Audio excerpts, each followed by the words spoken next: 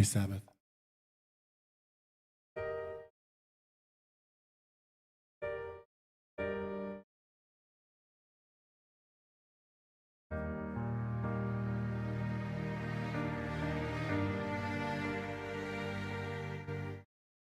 Father, I am weary, I am pleading for your mercy.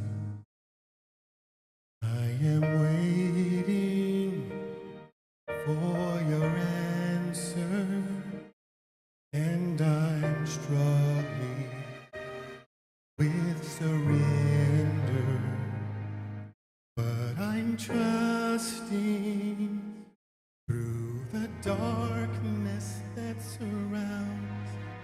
This is the day the Lord has made. I will rejoice, I will give thanks, and I live my life to bring you praise. This is the day the Lord has made.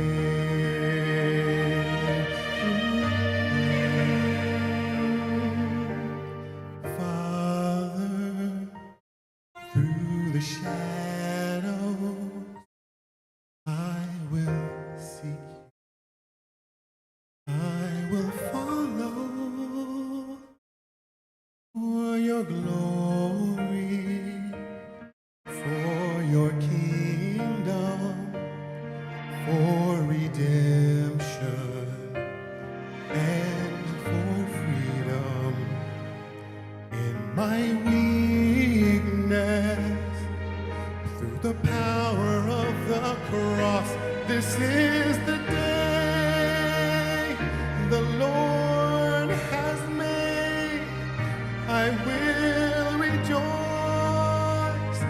I will give thanks, and I'll live my life to bring you praise.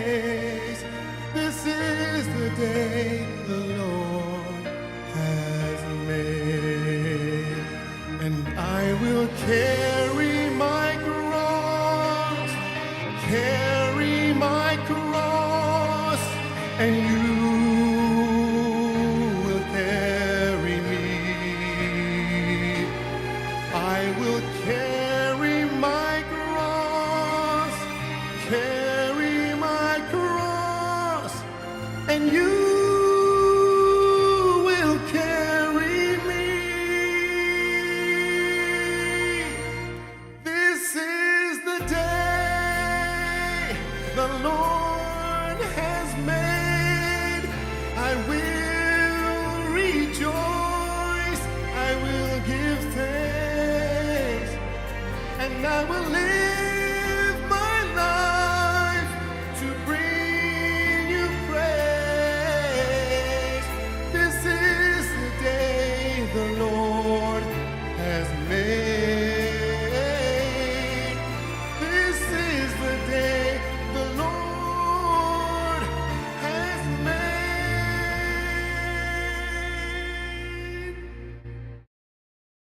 This is the day the Lord has made.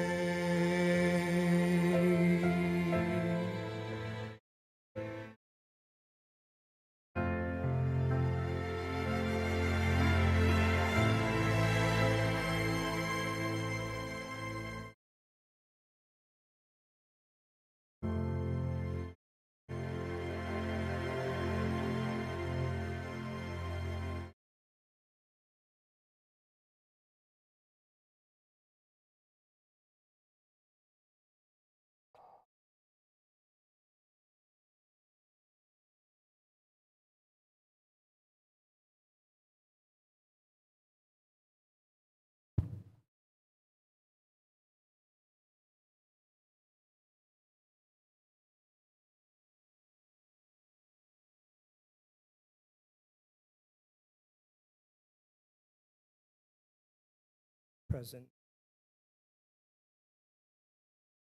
Present, pray, O God.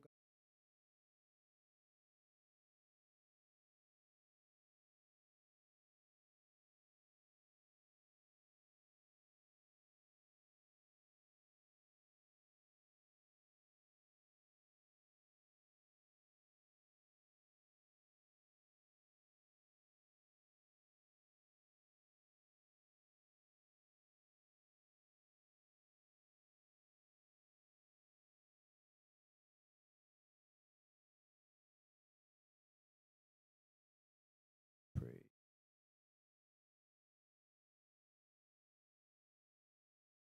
Let me thank everyone, hearts. I want to thank Brother Steve for this song, song with such welcome.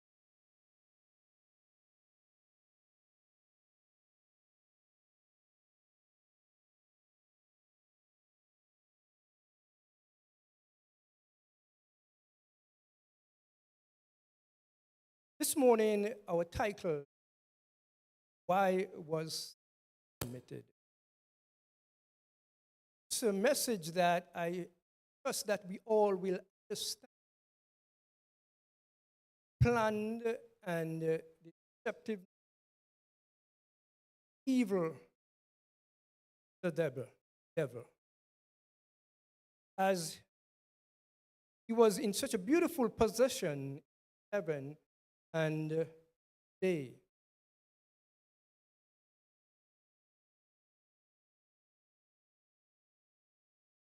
I trust that the Lord will use me this morning to speak clearly and with such wisdom Christ had spoken.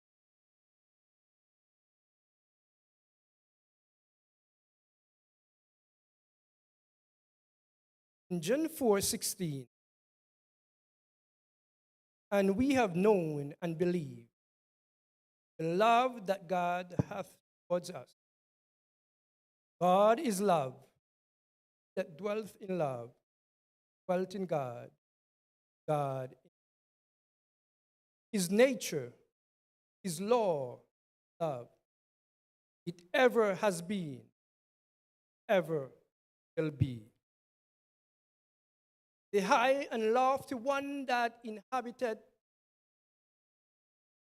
whose ways are everlasting, changeth not. With him is no variableness, the shadow of every manifestation of creative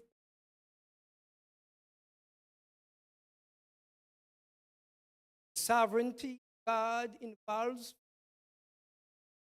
all. Thou hast a mighty arm, strong is thy hand. Thy righteousness, judgment, nation, mercy, and go before thy blessed people. They shall walk, O Lord, the light of thy countenance. In thy name do they rejoice, in thy righteousness. Thou art the glory. Belong it.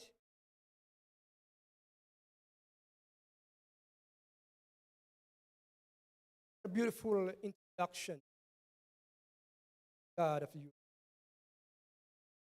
The history of the great conflict between good and evil. From the first time it began in heaven to final overthrow and the total eradication. Also a demonstration of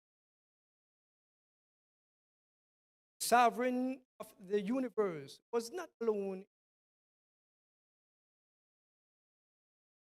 He had an associate, good appreciate his purpose. He could share his joy in happiness created.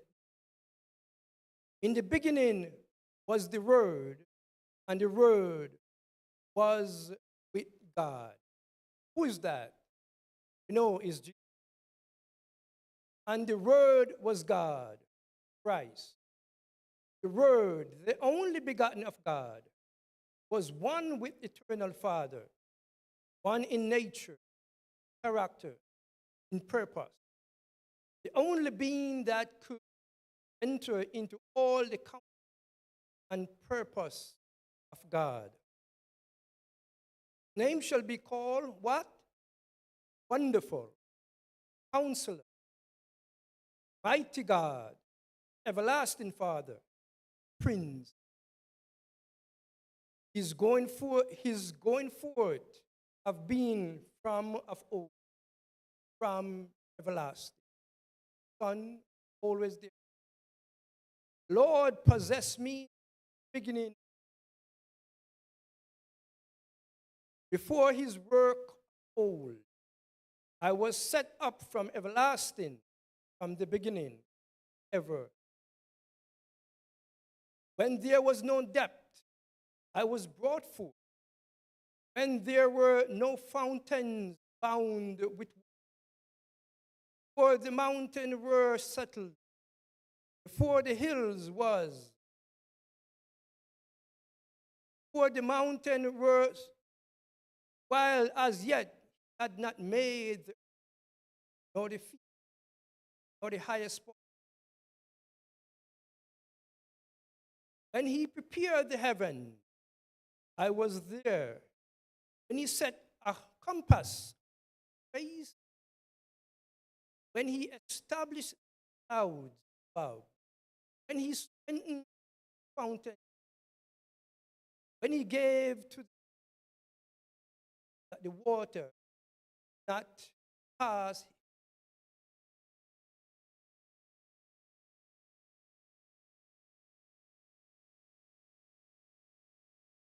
never overflow, because God is in control always from the beginning.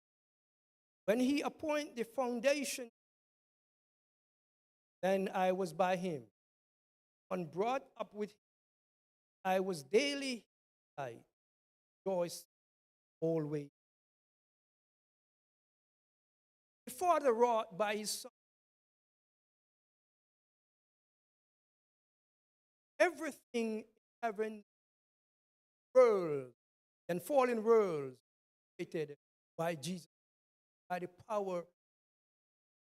For by him were all things created that are in heaven, that are in visible and invisible, whether they be throne or dominion, or principality, powers, all things, and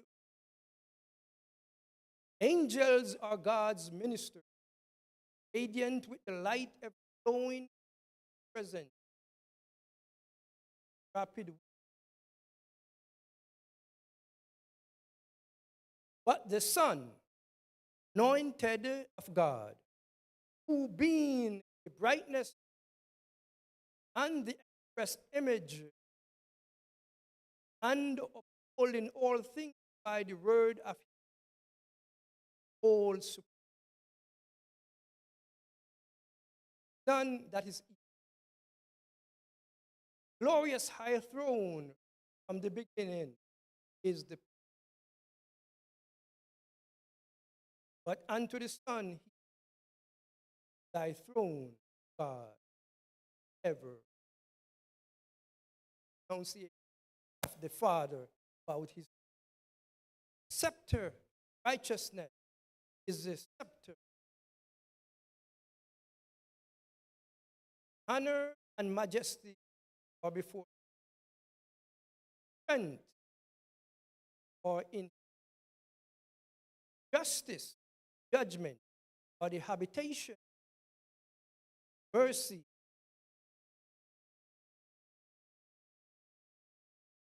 The law of love be the foundation of government of God. Happiness of all depends great principle of righteousness. God desires all his service, love, service, tongue, from and nation, character. Takes no pleasure in a force obedient of God, expected, but love. And to all he grants them of that they may, so long as all creatures acknowledge the power. It was the joy of the heavenly host. They delight in respecting glory, while love to God was supreme, love for one another, fine, and there was no note for to mar everything. But a change came over happy. There was one who perverted them that God in who next had been most honored of God, highest power and glory among the inhabitants of heaven. Lucifer, son of the morning, was first of the covering, holy, and he stood in the presence of the great Creator, and his beam of glory shrouded God, rested upon him. Glory of God was glorious, splendor. Thus said the Lord God, thou seest up the sum, full of wisdom, perfect. Thou hast been hidden in the garden of God. Every precious stone was thy cup. Thou art the anointed, and I have set. Thou was upon the. Thou hast walked up, down,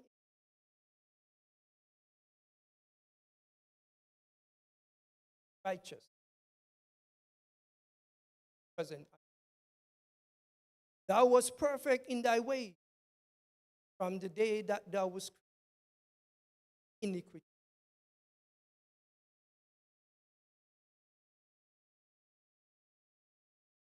Serve God for thousands, I believe, thousands times. Leave. Long time.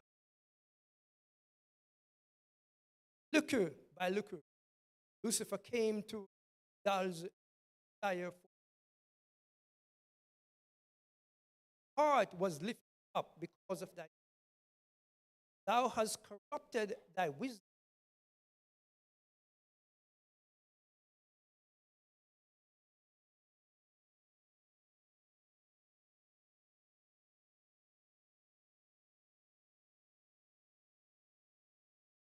Was and all the angels respect and gets to his head. Thou hast said in thine heart, I will ascend into heaven. I will exalt my throne above this.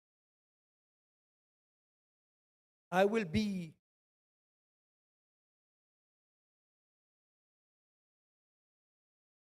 though all his glory was from God. This mighty angel, yet it was pertaining. This mighty angel came to regard it as pertaining to himself. Not content his possession, though honored above the heavenly host, he ventured to covet homage due to the Creator. Who was the Creator? Christ. Instead of seeking to make God in supreme in the affection,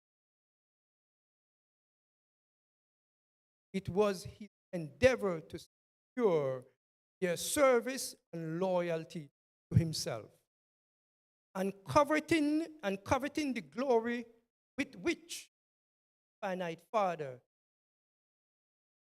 Son. This prince of angels aspired power that was the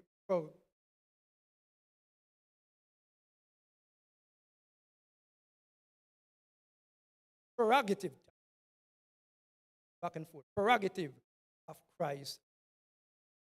Now the perfect harmony of heaven, Lucifer, this position to serve himself instead of his rose of attention. When observed by those who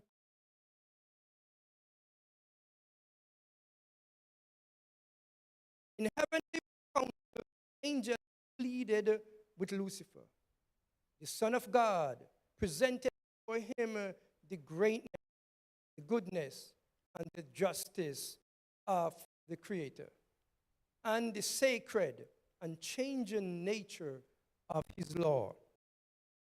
God himself had established the order of heaven, and in departing from it, Lucifer would dishonor his maker and bring ruin upon himself.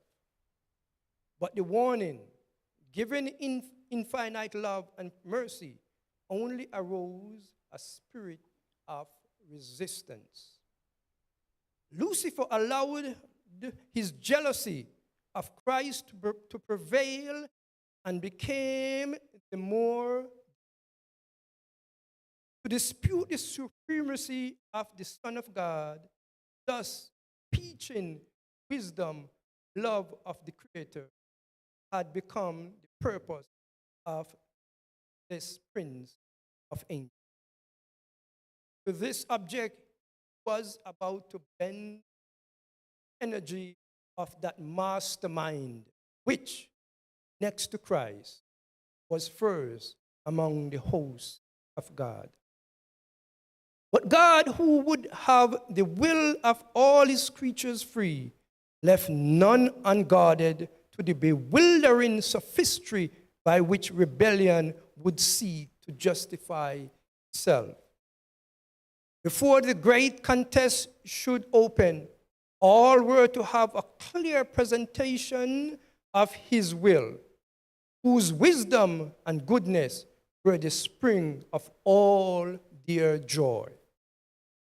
The King of the universe summoned the heavenly host before him, that in their presence he might set forth the true possession of his Son, and show the relation he sustained to all created. The Son of God shared the Father's throne, and the glory of the eternal self-existent one encircled both. Glory of the Father circled both himself and his Son. Above the throne gathered the holy angel, a vast and numbered throng, 10,000 times 10,000, and thousands of thousands, the most exalted angels, as ministers and subjects, rejoicing in the light that fell upon them from the presence of the deity. Before the assembled inhabitants of heaven, the King declared that none but Christ, the only begotten of God, could fully enter into his purpose. And to him it was committed to execute the mighty counsel of his will. We know when Jesus was here, he said he was here to do the will of his Father. The Son of God has wrought the Father's will in the creation of all the host of heaven.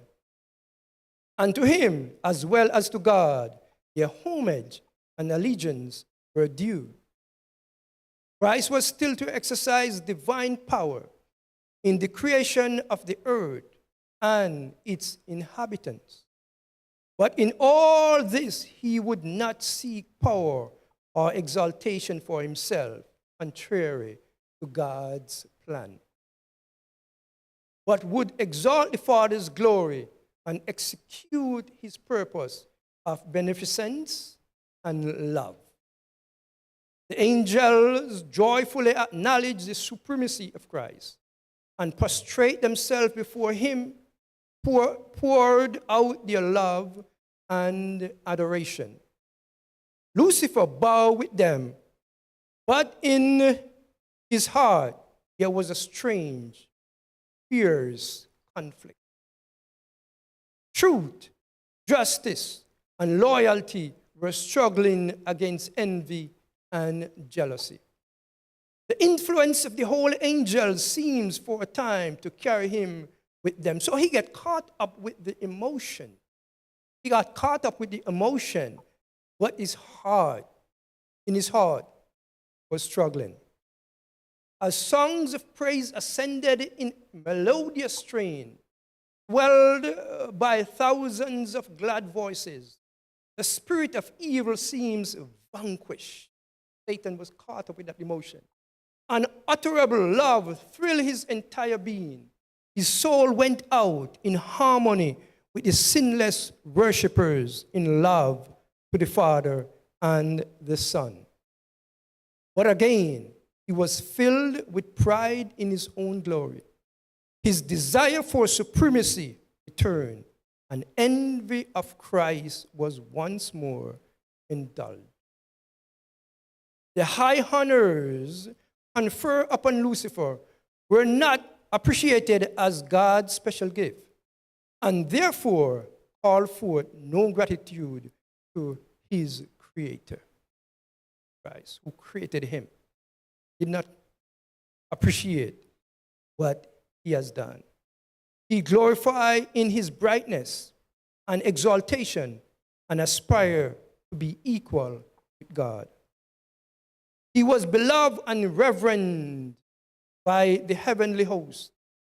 Angels delighted to execute his commands, and he was clothed with wisdom and glory above them all.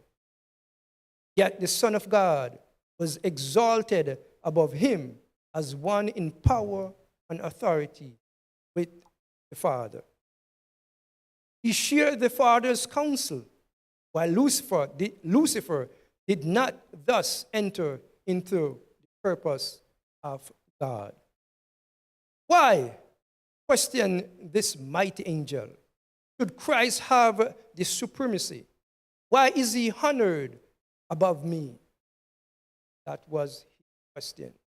Leaving his place in the immediate presence of the Father, now he walked away from the throne. He walked away from his possession. His seat is left vacant. Lucifer went forth to diffuse the spirit of discontent among the angels. He worked with mysterious secrecy and for a time concealed his real purpose under an appearance of reverence for God. He began to insinuate doubts concerning the laws that govern heavenly beings, intimating that though laws might be necessary for the inhabitants of the worlds, angels, being more exalted, needed no such restraint, for their own wisdom was a sufficient guide. There were not beings that could bring dishonor to God. All their thoughts were holy. It was no more possible for them than for God himself there. That was what was spreading among them. The exaltation of the Son of God was equal with the Father. The exaltation of the Son of God as equal with the Father was represented as an injustice to Lucifer, who it was claimed was also entitled to reverence and honor. If this prince of angels could but attain to his true exalted position, great good would accrue to the entire host of heaven. For it was his object to secure freedom for all. All this time, thousands of years, according to Lucifer, they were in bondage, and he could do a better job. But now even the liberty which they had hitherto enjoyed was at an end. For an absolute ruler had been appointed them, and to his authority all must pay homage. That's what he's saying. That's what Lucifer is saying now. But now even the liberty which they had hitherto enjoyed was at an end. He's saying that Christ is taking away their liberty. For an absolute ruler had been appointed them, and to his authority all must pay homage. Such were the subtle deception that through the wiles of Lucifer were fast obtaining in the heavenly. There had been no change in the possession of or authority of Christ. Lucifer's envy and misrepresentation and his claim to equality with Christ had made necessary a statement of the true possession of the Son of God. But this had been the same from the beginning. Yes, Christ was always ahead of them from the beginning. Lucifer is saying now that Christ is taking possession over them, to rule over them. But he was trying to twist it to make it seem as if the law of God is a bondage and they are not free. However, many of the angels were blinded by Lucifer's deceptions, taking advantage of the loving, loyal trust reposed in him by the holy being under his command. He had so artfully instilled into their minds his own distrust, and discontent that his agency was not discerned. He was so artful in what he was doing. That of them did not realize that he was deceiving them. Lucifer had represented the purpose of God in a false light, misconstruing and distorting them to excite discontent and dissatisfaction. He cunningly drew his hearer and to give utterance to their feelings. Then these expressions were repeated by him when it would serve his purpose as evidence that angels were not fully in harmony with the government of God. So Satan kind of messed up their mind, confusing their mind, and he will pretend as if he's on the side of God, and when he wants to have his way, when he wants to deceive them and mislead them, he will go back what he has told them early on and to let them have doubt, questioning God. While claiming for himself perfect loyalty to God, he urged that changes in the order and laws of heaven were necessary for the stability of the divine government. Thus, while working to excite opposition to the law of God and to instill his own discontent into the minds of the angels under him, he was ostensibly, apparently, but perhaps not actually, seeking to remove dissatisfaction and to reconcile disaffected angel to the order of heaven. So he was confusing them, going back and forth. making them think that they should follow the Lord, order, commandment, will. But then he will go back again and say something different, confuse them, and keep them under his control. While secretly fomenting discord and rebellion, he was with consummate high degree of skill. Craft caused it to appear as his sole purpose to promote loyalty and to preserve harmony and peace. The spirit of dissatisfaction thus kindled was doing its baleful, threatening harm, baleful work. While there was no open outbreak, division of feeling imperceptibly grew up among the angels. There were some who looked with favor upon Lucifer's insinuation against the government of God, although they had heretofore been in perfect harmony with the order which God had established. They were now discontented and unhappy because they could not penetrate his unsearchable counsel. They were dissatisfied with his purpose in exalting Christ. God was humble. He was not throwing up himself as how Lucifer was trying to confuse the angel. And so they could not understand God's purpose, humbleness towards them. He stood ready to second Lucifer's demand for equal authority, the Son of God. But angels who were loyal and true maintained the wisdom and justice of the divine decree and endeavored to reconcile this disaffected being to the will of God. Christ was the Son of God. He had been one with him before the angels were called into existence. He had ever stood at the right hand of the Father. His supremacy, so full of blessing to all who came under his authority, had never before questioned. The harmony of heaven had never been interrupted. Wherefore should there now be discord? The loyal angels could see only terrible consequences from his dissension. And with earnest entreaty, they counsel the disaffected ones who renounce their purpose and prove themselves loyal to God by fidelity, faithfulness to his government. The great mercy, according to his divine character, God bore along with Lucifer.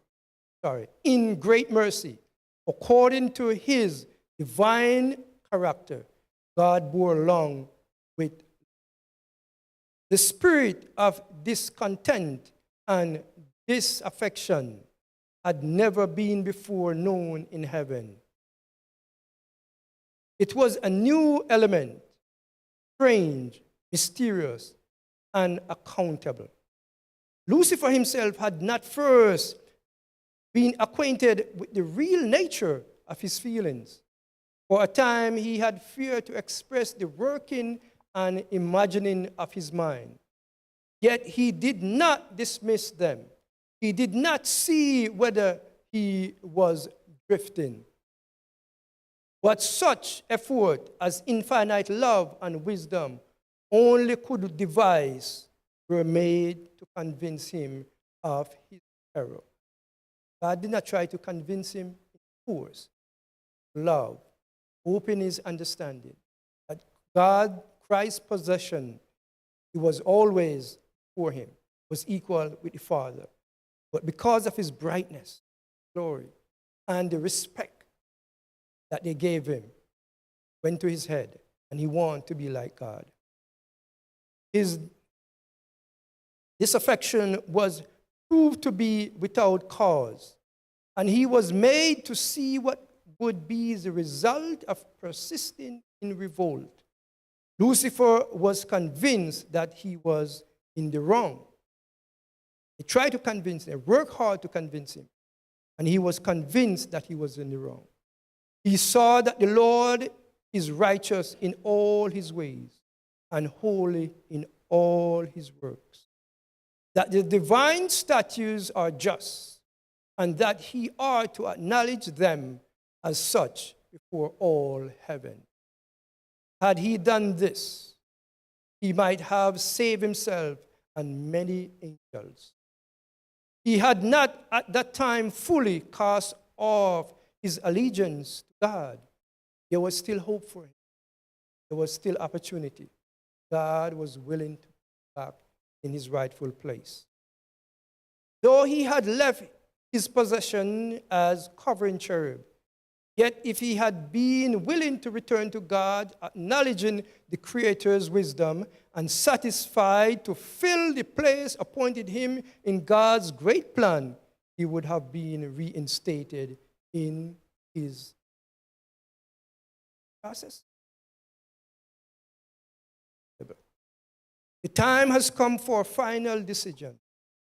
He must fully yield to the divine sovereignty or place himself in open rebellion. He nearly reached the decision to return, but pride forbade him. Pride forbade him. It was too great a sacrifice for one who had been so highly honored to confess that he had been in error, that his imagining were false, and to yield to the authority which he had been working to prove. Pride caused him everything. A compassionate creator, in yawning pity for Lucifer and his followers, was seeking to draw them back from the abyss of ruin into which they were about to plunge. Lucifer pointed to the long suffering of God as evidence of his own superiority. He thinks that because God is humble and kind and gentle and patient, his weakness. That's how he saw it. An indication that the king of the universe would yet accede to his term. If the angels would stand firmly with him, he declared, they could yet gain all that they desire. He persistently defended his own course and fully committed himself to the great controversy against his maker. Thus it was that Lucifer, the light bearer, the sharer of God's glory, the attendant of his throne, by transgression became Satan.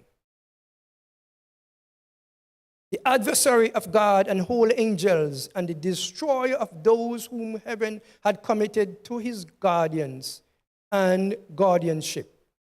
Rejecting with disdain the arguments and entreaties of the loyal angels, he denounced them as deluded slaves. The preference shown to Christ, he declared an act of injustice both to himself and to all the heavenly hosts, and announced that he would no longer submit to his invasions of his rights and theirs. He would never again acknowledge the supremacy of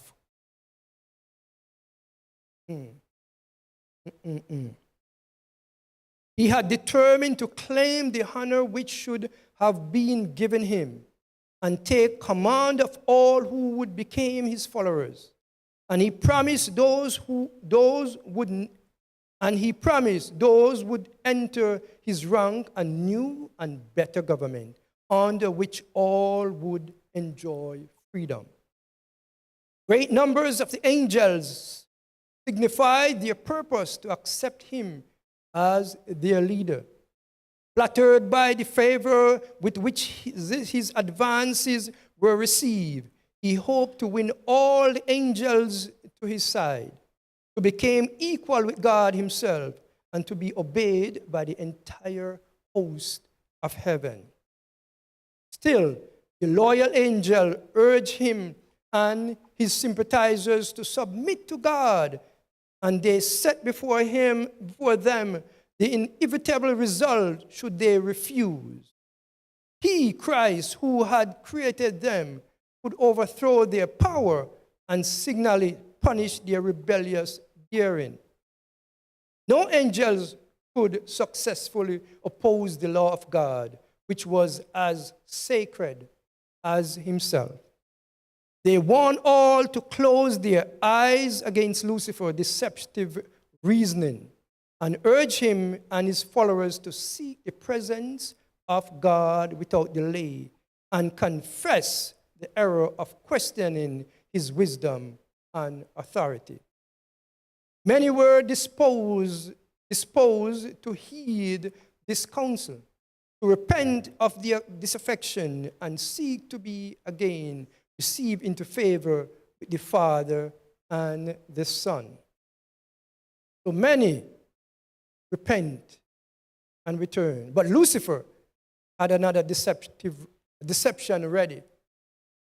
I don't give up. The mighty revolter now declared that the angel who had united with him and gone too far to return.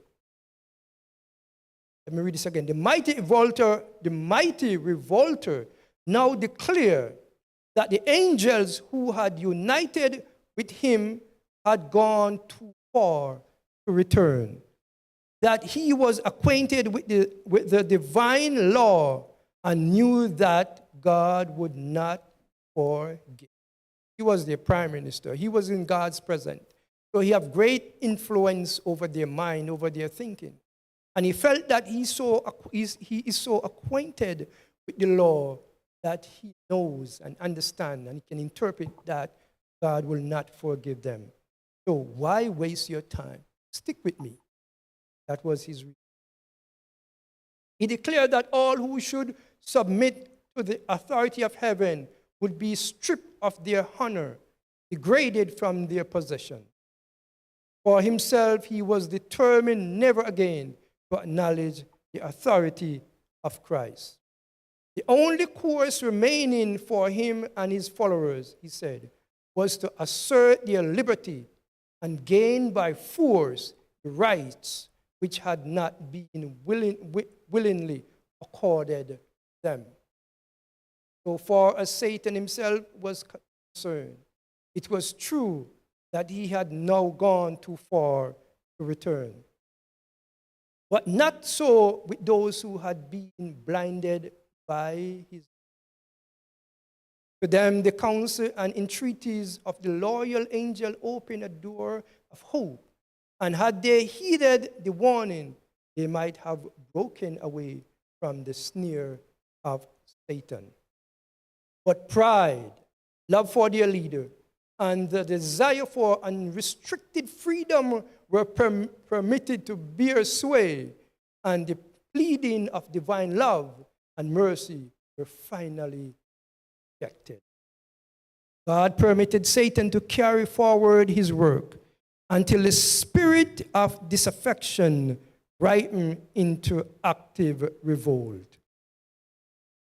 It was necessary for his plan to be fully developed, that their true nature and tendency might be seen by all. Lucifer, as the anointed cherub, had been highly exalted. He was greatly loved by the heavenly beings, and his influence over them was strong. We could add, was very strong. God's government included not only the inhabitants of heaven, but of all the worlds that he had created. And Lucifer had concluded that if he could carry the angels of heaven with him in rebellion, he could carry also all the worlds. He had artfully presented his side of the questioning. Artfully. That's why he deceived so many. Employing sophistry and fraud to secure his objects. His power to deceive was very great. By disguising himself in a cloak of falsehood, he had gained an advantage. All his acts were so clothed with mystery that it was difficult to disclose to the angels' true nature of work. Until fully developed, it could not be made to appear the evil thing it was. His disaffection would not be seen to be rebellion. Even the loyal angels could not fully discern his character or see to what work was leading. Lucifer had at first conducted his temptation that he himself stood and committed. The angels whom he could not bring fully to his side, he accused of indifference to the interests of heavenly beings. The very work which he himself was doing, he charged upon the loyal angels. It was his policy to perplex with subtle arguments concerning the purpose of God. Everything that was simple, he shrouded in mystery, and by artful perversion cast doubt upon the plainest statement of Jehovah. Everything that Jehovah said, and turn it around to deceive the angels. And his high position, so closely connected with the divine government, gave great force to his representation. Because of his possession, have a lot of force. God could employ only such means as were consistent with truth and righteousness. Satan could use what God could not: flattery and deceit. He had sought to falsify the word of God and had misrepresented his plan of government, claiming that God was not just imposing laws upon the angel, that in requiring submission and obedience from his creatures, he was seeking merely the exaltation of himself. It was therefore necessary to demonstrate before the inhabitant of heaven and of all the worlds that God's government is just, his laws perfect. Satan had made it appear that he himself was seeking to promote the good of the universe. The true character of usurper and his real object must be understood by all. Usurper, deceiver, deceptive, trick, lies. He must have time to manifest himself by his wicked works. The discord which his own cause had caused in heaven, Satan charged upon the government of God. It's twisting everything now. Everything is twisting. The angels that follow him, he's lying, saying that is because Christ, why that happened. All evil he declared to be the result of the divine administration. He claimed that it was his own object to improve upon the statutes of Jehovah. Therefore, God permitted him to demonstrate the nature of his claim, to show the working out of his purpose, his proposed changes in the divine law. His own work must condemn him. Satan had claimed from the first that he was not in rebellion. The whole universe must see the deceiver unmasked. Even when he was cast out of heaven, infinite wisdom did not destroy Satan. Since only the service of love can be acceptable to God, the allegiance of his creatures must rest upon a conviction of his justice and benevolence. The inhabitants of heaven and of the worlds, being unprepared to comprehend the nature or consequence of sin, could not then have been, could not then have seen the justice of God in the destruction of Satan. If God had destroyed Satan right away, they would not see and understand that. We'll understand as we go further. Had he been immediately blotted out of existence, some would have served God from fear rather than from love. So throughout the universe, angels and fallen world questioning and being fear. What if I make a mistake? And so that would not be love. What if I make a mistake? God might banish me. That would not be love. So God wants us to understand why he was patient. The influence of the deceiver would not have been fully destroyed, nor would be the spirit of rebellion have been utterly eradicated. For the good of the entire universe, through ceaseless ages, he must more fully develop his principles, that his charges against the divine government might be seen in their true light by all created beings, and that the justice and mercy of God and the immutability of his law might be forever placed beyond all question. Satan's rebellion was to be a lesson to the universe through all coming ages as a perpetual testimony to the nature of sin and its terrible, terrible result. A perpetual forever and ever and ever. The working out of Satan's rule, its effect upon both men and angels, would show what must be the fruit of setting aside the divine authority. It would testify that the existence of God's government is bound up the well-being of all the creatures he had made. Thus, the history of this terrible experiment of rebellion was to be a perpetual safeguard to all holy beings, to prevent them from being deceived as to the nature of transgression, and to save them from committed sin, suffering its penalty. He that ruleth in the heavens is the one who sees the end from the beginning, the one before whom the mysteries of the past and the future are alike outspread, and who, beyond the woe and darkness and ruin that sin has wrought, behold the accomplishment of his own purpose of love and blessing.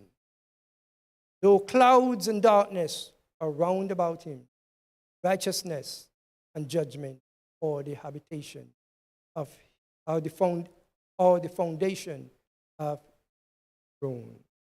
And this, inhabitants of the universe, both loyal and disloyal, will one day understand. He is the rock. His work perfect. For all his ways are judgment. A God of truth and without equity, just, righteous is he. Now we understand who Satan is. Now we understand that he is a deceiver.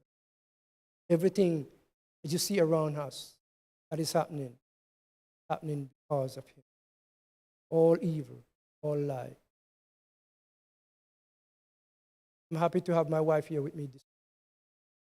So many of you always asking me about her. Many of you want to hear her sing. Now this morning, we have.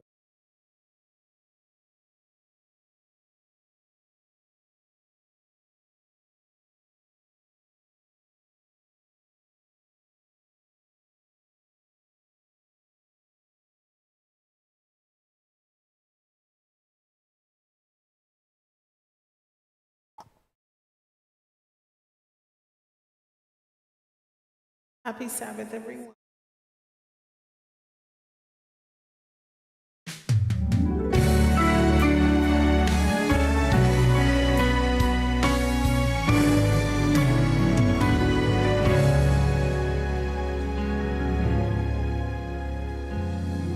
In holy pages, this truth can be found. A promise to stand on when darkness abounds. For I never loses and wrong never wins. God's grace will always be greater than sin.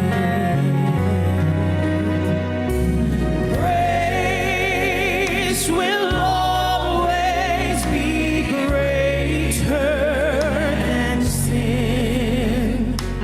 Calvary has proven it time and again. Whatever you've done, wherever you've been, God's grace will always be greater than sin.